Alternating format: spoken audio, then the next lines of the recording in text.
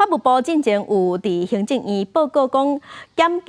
针对境外势力介入选举的因应方案，报告内底即马是讲内底有锁定新住民，新住民正做调查对象有引起争议。不过行政院伫昨昏是解释讲，法务部是咧说明中国介入选举的手段，并无针对特定的族群。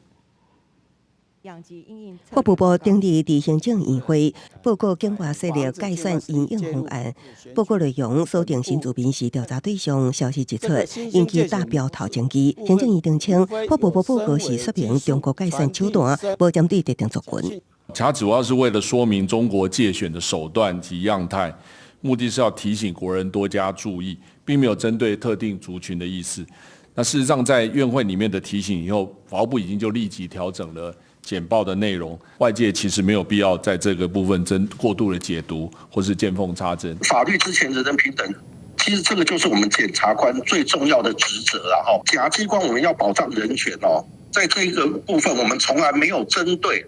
特定族群作为特定锁定的对象哦。林主任强调，迄当时经过甲与会人员提醒，法务部是调整简报内容。佢伫行政院会了记者会报告，这个检察署也澄清，并无提起会锁定新住民定为改选之首，也个民团回应，伤害已经造成，更加无希望看到行政机关耍头皮丝。其实我会觉得说，伤害都已经造成。那如果真的有证据证明他们是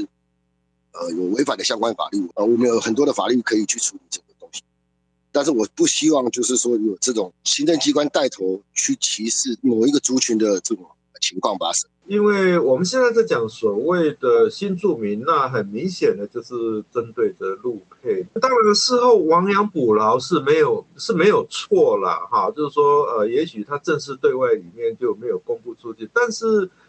都有人听到了啦。 民团表示，陆会寄来台湾几十年，伫台湾的生活都是照顾家庭，也希望中华和平，无应该伫选举期间互打票头。记者综合报道。